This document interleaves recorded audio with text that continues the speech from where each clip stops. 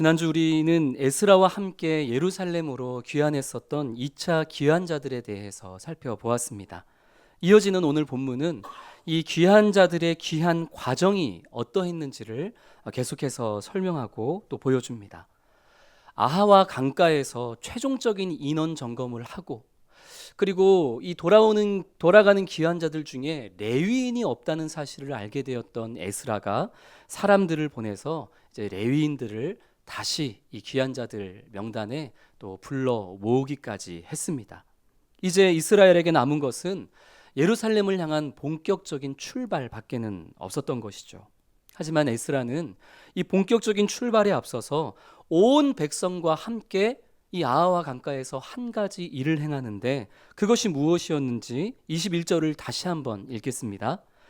그때 내가 아하와 강가에서 금식을 선포하고 우리 하나님 앞에서 스스로 겸비하여 우리와 우리 어린아이와 모든 소유를 위하여 평탄한 길을 그에게 간구하였으니. 아멘. 에스라는 예루살렘까지 가는 그 길이 험난하고 그리고 멀고 어려울 것이라는 것을 알았기 때문에 가장 먼저 하나님의 도움을 구하는 기도가 절실히 필요하다라는 것을 깨달았습니다.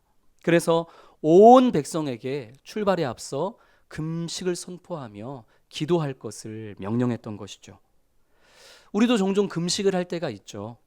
어떤 때 금식을 합니까? 병원에서 검사나 또는 수술을 받기 위해서 금식을 하기도 하고, 그리고 늘씬한 몸매를 꿈꾸면서 다이어트를 위해서 금식을 하기도 하고, 또 신앙에 있어서는 무언가 간절한 기도의 제목이 있을 때, 그때도 우리는 금식하며 기도하고는 합니다. 사실 대부분 우리가 금식하는 이유는 우리가 필요한 무언가를 얻어내기 위한 목적으로 우리가 금식을 하고 있는 것이죠.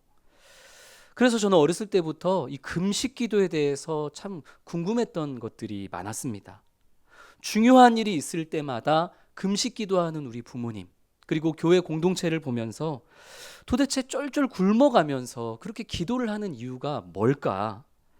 최대한 쫄쫄 굶어서 하나님 앞에 불쌍한 모습을 보여드려야지만 그분의 긍휼하심을 입을 수 있기 때문에, 긍휼을 얻기 위해서 내가 이렇게 불쌍합니다, 이런 모습을 보이고자 금식하는 건가? 아니면 내 기도 안 들어주시면, 응답 안 하시면 나 이대로 굶어 죽습니다, 이렇게 하나님 앞에 이 무언의 압박과 투쟁을 하는 것인가? 결국은 하나님으로부터 무언가를 얻어내기 위한 하나의 장치와 영적 기술로서 이 금식 기도를 하는 것인가 하는 그런 생각을 해본 적이 있었던 것이죠. 그러나 아닙니다.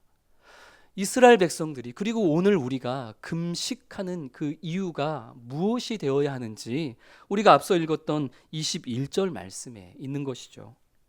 에스라가 이스라엘을 향해서 금식을 선포했던 이유, 그것은 다름 아닌 하나님 앞에 겸비한 마음을 갖고자 함이었습니다. 겸비하다라는 말은 겸손해지다, 그 앞에 엎드리다, 이런 의미를 가지고 있는 단어입니다. 곡기를 끊는 내 금식 행위로서 하나님의 선택과 결정에 어떠한 영향을 내가 미치겠다가 아니라, 오히려 지금까지 가장 선한 길로 우리를 인도하셨고, 그리고 앞으로도 가장 선하게 우리를 인도하실 하나님을 향하여서 겸손한 마음으로 그분 앞에 엎드리며 그분을 향한 우리의 믿음을 선포하고 고백하자는 그런 의미에서 에스라는 백성들을 향해 금식할 것을 명령했던 것이죠. 온 백성에게 금식을 선포함으로 우리를 선하게 인도하셨고 인도하실 하나님을 겸손한 마음의 중심으로 더더욱 의지할 수 있는 훈련을 시켰던 것입니다. 쉽게 말해서 우리가 금식하고 있사오니 우리를 예루살렘까지 인도해 내 주십시오가 아니라, 우리는 우리를 신실하게 예루살렘까지 인도하실 하나님을 믿습니다. 그 주님을 신뢰합니다. 금식을 통해 주님을 향한 우리의 마음을 다시 한번 확고히 하며 주님의 인도하심을 의지합니다. 이런 마음을 다시 한번 공고히 하고자 하는 것이 백성들과 함께 금식 기도를 했던 이유였던 것이죠. 내가 이렇게 하니까 하나님도 이렇게 해주십시오. 딜을 하는 게 아니라는 것입니다. 사랑하는 성도 여러분, 금식 기도는 나의 필요에 맞는 응답을 얻어낼 수 있도록 하나님을 움직이는 기술이 아닙니다. 나를 아시고 내 현재의 어려움과 그리고 나에게 가장 필요한 것이 무엇인지를 아시는 하나님께서 분명히 나를 선하게 인도해 내실 것을 신뢰한다는 그 믿음의 고백이고, 하나님께서 나를 어떻게 인도하시든지 그 하나님의 인도하심이 가장 적절하고 가장 좋은 인도하심임을 믿으며 그 길에 순종하겠다는 엎드림, 그것이 바로 금식 기도인 것입니다. 본문의 이스라엘 백성들이 가야 할 길은 멀고 험난했습니다. 마찬가지로 우리가 걸어가야 하는 인생길 또한 멀고 험난합니다. 그러하기에 하나님 앞에서 우리 모두 겸비한 마음으로, 겸손한 마음의 중심으로 주님만을 바라보고 주님만을 의지하고 주님의 선한 손의 도우심을 간구하며 그렇게 주님 앞에 엎드리는 그런 우리 사랑하는 부산사랑의교회 모든 성도님들과 제가 되어줄 수 있기를 주님의 이름으로 축복합니다. 22절에는 에스라가 더더욱 하나님 앞에 간구하며 주님만을 붙잡을 수밖에 없었던 이유가 무엇이었는지 그 한 가지 이유가 더 기록되어 있습니다. 우리 22절 말씀을 화면을 보면서 쉬운 성경 번역으로 우리 보다 쉽게 같이 읽겠습니다. 나는 왕에게 군대와 기마병을 보내달라는 말을 하기가 부끄러웠습니다. 군대를 보내준다면 길에서 만날지도 모르는 원수들을 물리쳐 이길 수 있겠지만 우리는 이미 왕에게 누구든지 하나님께 복종하는 사람은 하나님께서 도와주시지만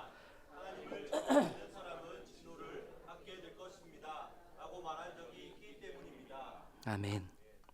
그러니까 일전에 에스라가 이 페르시아의 왕 아닥사스다 왕에게 이렇게 이야기를 했던 적이 있는 것이죠. 왕이시여, 우리 이스라엘의 하나님은 하나님을 찾고 부르짖고 순종하는 당신의 백성들을 늘 도우시고 지키시는 분이십니다. 다른 거 다 필요 없습니다. 우리에게는 하나님만 있으면 됩니다. 아마도 이렇게 이 아닥사스다 왕에게 에스라가 이야기하고 그 하나님의 영광을 선포하며 자랑했던 것 같습니다. 그런데 그렇게 아닥사스다 왕 앞에서 하나님만 있으면 된다고, 하나님께서 당신의 백성들을 지키시고 도우신다고 인도하신다고 자랑해 놓고서는 이제 와서 왕이시여, 우리가 예루살렘으로 올라가야 되는데 영 불안합니다. 왕께서 우리를 위해서 좀 군대도 좀 보내주시고 그리고 기마병도 좀 보내주셔서 우리가 안전하게 예루살렘까지 갈 수 있도록 왕께서 우리를 좀 도와주십시오 라고 말하기가 자기가 한 말이 있기에 너무나 부끄럽고 민망했다라고 지금 에스라가 그렇게 고백하고 있는 것이죠. 그래서 왕에게 도움을 요청할 수가 없었다는 것입니다. 자신이 뱉었던 말과 자신의 행동이 다르면 에스라 자신의 명예가 더럽혀질 것이 너무나 부끄러워서 자존심이 상해서 왕에게 도움을 요청할 수가 없었던 것일까요? 그렇지 않았을 것입니다. 오히려 에스라는 내가 아니라 하나님이 오해받게 될 것이 너무나 두렵고 너무나 싫었을 것입니다. 자기 백성의 신뢰도 받지 못하는 하나님으로 보여지게 될 것이 에스라는 죽기보다 싫었을 것입니다. 페르시아의 왕보다 자기 백성을 지킬 만한 힘도 없는 하나님으로 그렇게 보여지고 그렇게 오해받게 될 것이 에스라는 죽기보다 싫었을 것입니다. 하나님이 오해받는 것, 하나님의 영광이 땅에 떨어지는 것, 그것이 싫었기에, 그것이 너무나 민망했기에 에스라는 왕에게 어떠한 도움도 요청할 수가 없었던 것이죠. 앞서 에스라서 7장 6절에 보면 에스라에 대해서 말하기를 에스라는 왕에게 구하는 것은 다 받는 자이더니 라고 에스라에 대해서 그렇게 소개를 합니다.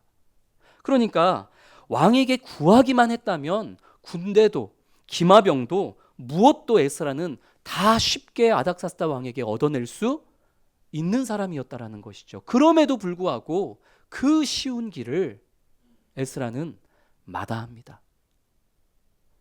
거절하는 것이죠. 요청조차 하지 않았습니다. 지금이야말로, 이때야말로 이 페르시아의 아닥사스다 왕에게 살아계신 하나님의 보호하심의 능력을 보여줄 수 있는, 증명할 수 있는 절호의 기회가 왔구나 하고 에스라는 그렇게 믿었던 것이고, 아닥사스다 왕에게만이 아니라 함께 이 길을 걸으며 귀환하는 자들에게도 우리를 도우시고 지키시고 보호하시는 하나님을 경험하게 하는 훈련의 시간이 될 것이다 라고 에스라는 믿었던 것입니다. 그래서 더더욱 겸손한 마음으로 주님 앞에 엎드리고 금식하며 하나님의 선하신 인도하심의 모든 것을 맡길 수밖에 없었던 것이죠. 하나님의 영광을 위해서였던 것입니다. 내가 말한 것을 끝끝내 지키려는 자신의 자존심을 지키기 위해서가 아니라 말이죠. 그 결과가 어떠했을까요? 우리 31절 말씀 같이 읽겠습니다. 첫째 달 12일에 우리가 아와 강을 떠나 예루살렘으로 갈새 우리 하나님의 손이 우리를 도우사 대적과 길에 매복한 자의 손에서 건지신지라. 아멘. 앞서서 에스라 7장 9절에서도 이 2차 귀환자들이 어떻게 예루살렘에 안전하게 도달할 수 있었는지에 대해서 또 한 번 이야기한 적이 있는데, 에스라서 7장 9절도 같이 읽겠습니다. 첫째 달 초하루에 바벨론에서 길을 떠났고 하나님의 선한 손에 도우심을 입어 다섯째 달 초하루에 예루살렘에 이르니라. 아멘. 그러니까 둘 다 지금 똑같은 말을 하고 있는 거죠.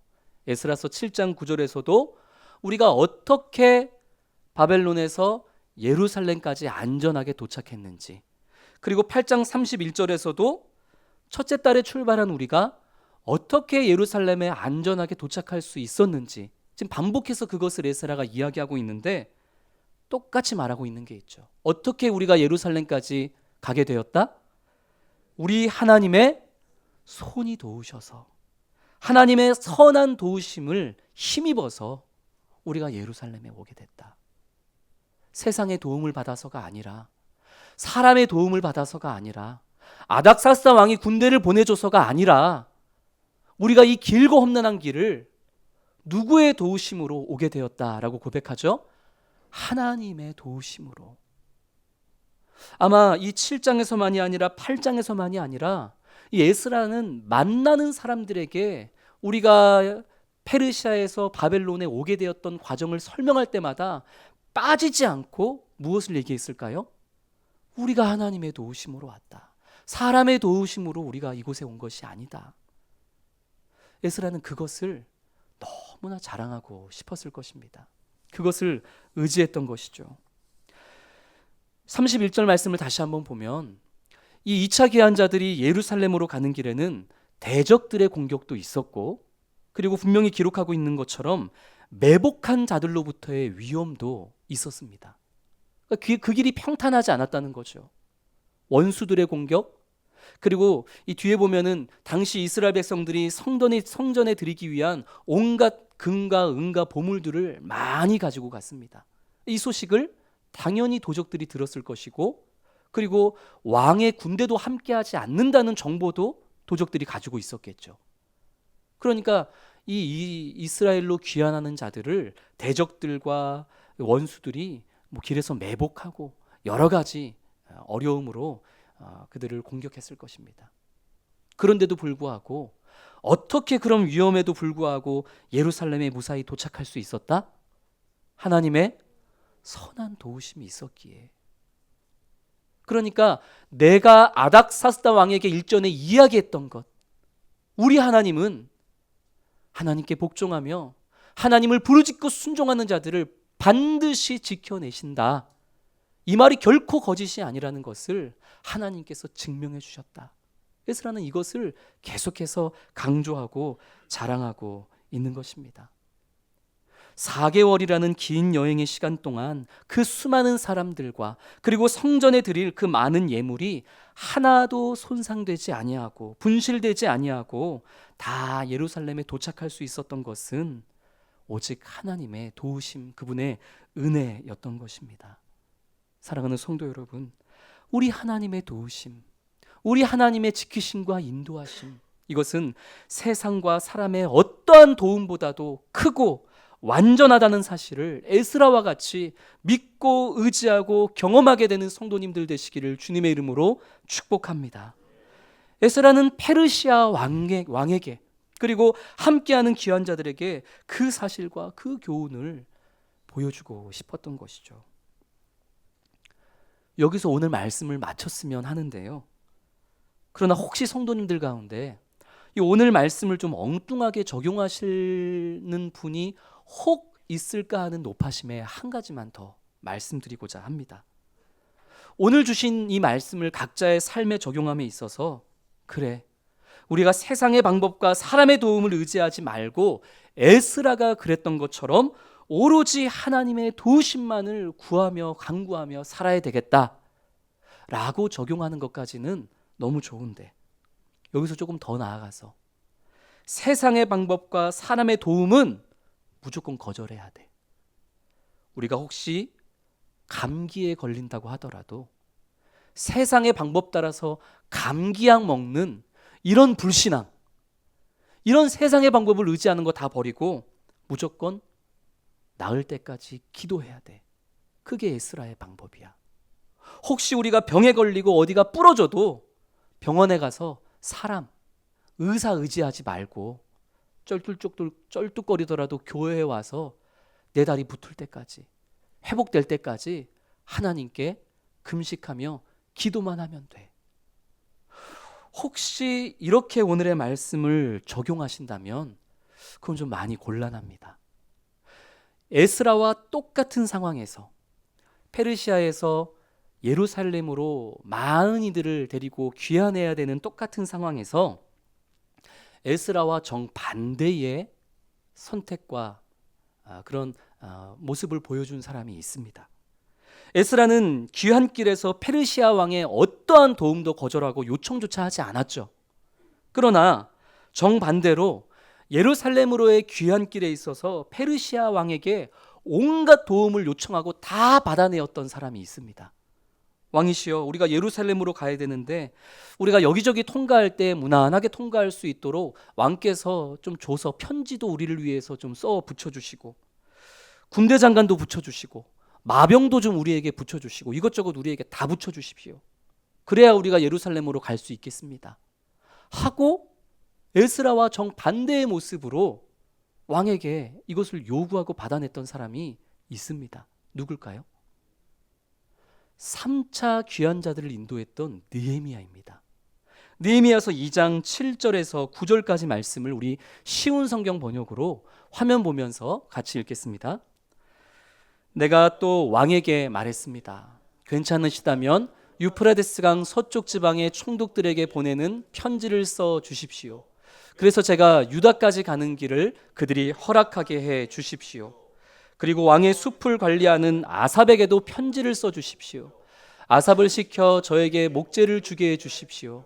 성전 곁에 있는 성의 문짝을 만드는데 목재가 필요하고 성벽과 제가 살 집을 만드는 데에도 나무가 필요합니다. 하나님께서 나에게 은혜를 베풀어 주셔서 왕이 내 말을 듣고 편지를 써 주었습니다. 그리하여 나는 유프라테가스 강 서쪽 지방의 총독들에게 가서 왕이 쓴 편지를 건네 주었습니다. 왕은 장교들과 기병들까지 주어 나와 함께 가게 하였습니다. 느헤미야가 왕에게 요청한 게 참 많기도 하죠. 편지도 써달라 그러고, 그리고 이 나무 목재를 우리에게 줄 사람에게 또 한 번 편지를 써달라고 하고, 군대, 마병 이런 것도 다 요청해서 실제로 그거를 다 받아내고, 그렇게 예루살렘에 그 왕의 도움을 받아서 안전하게 도착했던 것이 느헤미야와 3차 귀환자들입니다. 에스라와 너무 다르죠. 그렇다면 느헤미야는 믿음이 없는 사람입니까? 아닙니다. 아까 우리 8절에서도 빨간색으로 그렇게 칠해져 있었지만 하나님께서 느헤미야에게 은혜를 베풀어 주셔서 그가 요구하는 모든 것들을 왕에게 받을 수 있었노라라고 분명 성경은 증언하고 있기 때문이죠. 에스라도 느헤미야도 다 하나님의 은혜와 도우심을 받아 예루살렘으로 귀환할 수 있었다는 것입니다. 중요한 것은 왕에게 사람에게 도움을 받았냐 안 받았냐 그것이 아닙니다. 보여지는 것으로 누군가의 믿음을 좋다 안 좋다 평가해서는 안 된다는 것이죠. 에스라와 느헤미야 두 사람은 분명 극명하게 방법은 달랐지만 이 두 사람에게 공통적인 것이 있었습니다. 언제나 에스라도 느헤미야도 다른 누구보다 다른 무엇보다도 하나님을 우선순위에 두는 사람들이었다라는 것이죠. 또한 두 사람 다 하나님 앞에서 자신을 드러내지 않고 언제나 하나님 앞에 겸손하게 엎드리며 겸비한 마음을 가졌던 자, 그것이 에스라와 느헤미야의 공통점이었습니다. 무엇보다도 에스라도 느헤미야도 자신의 선택과 결정과 과정에 있어서 오직 하나님의 영광이 드러나는 데에 그 목적이 있었습니다. 에스라는 왕의 도움을 거절함으로써 당신의 백성을 친히 도우시고 인도하시는 하나님의 영광을 드러내고자 하는 데에 거절의 목적이 있었고, 반대로 느헤미야는 하나님 안에서 왕의 도움이라는 그 도구를 선하게 사용함으로 말미암아 무너진 이스라엘의 성벽을 하루빨리 재건해서 하나님의 영광을 올려드리고자 하는 분명한 목적이 있었던 것이죠. 선택한 방법과 도구는 달랐지만 그러나 목적은 둘 다 무엇이었습니까? 하나님의 영광을 드러내는 것이었습니다. 그리고 느헤미야 같은 경우는 사람과 세상의 방법을 의지했던 것이 아니라 오직 의지의 대상은 하나님이요, 페르시아의 왕은 그의 도움을 선용했던 것이죠. 도구로 이용했다라는 것입니다. 사랑하는 성도 여러분, 오늘 우리는 에스라와 함께 예루살렘으로 귀환했던 자들의 그 귀한 가정을 통해서 하나님의 선하신 도우심과 그리고 그 선하신 도우심 앞에 겸비한 마음의 중심으로 살아가야 할 우리의 모습을 함께 살펴보았습니다. 하나님의 영광을 나타내기 위해서 때로는 에스라처럼 세상의 방법과 사람의 도움을 철저히 거절해야 될 때가 있습니다. 반대로 어떤 경우에는 하나님의 영광을 드러내기 위해서 하나님이 허락하신 세상의 방법과 사람의 도움을 선용해야 될 때도 있습니다.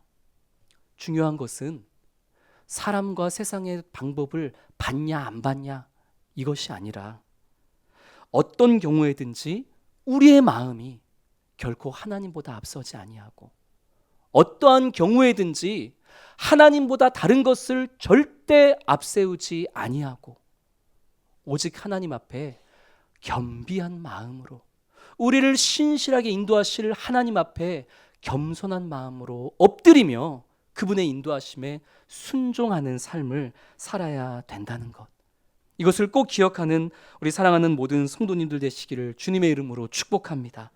그렇게 우리를 도우시고 지키시고 인도하시는 신실하신 하나님 앞에 겸손한 마음으로 엎드리며 그분의 선하신 손길에 순종함으로 말미암아 저 천국길, 그 본향을 향한 귀한 길을 믿음으로 날마다 걸어가는 우리 부산 사랑의 교회 사랑하는 모든 성도님들 되어지기를 주님의 이름으로 축복합니다.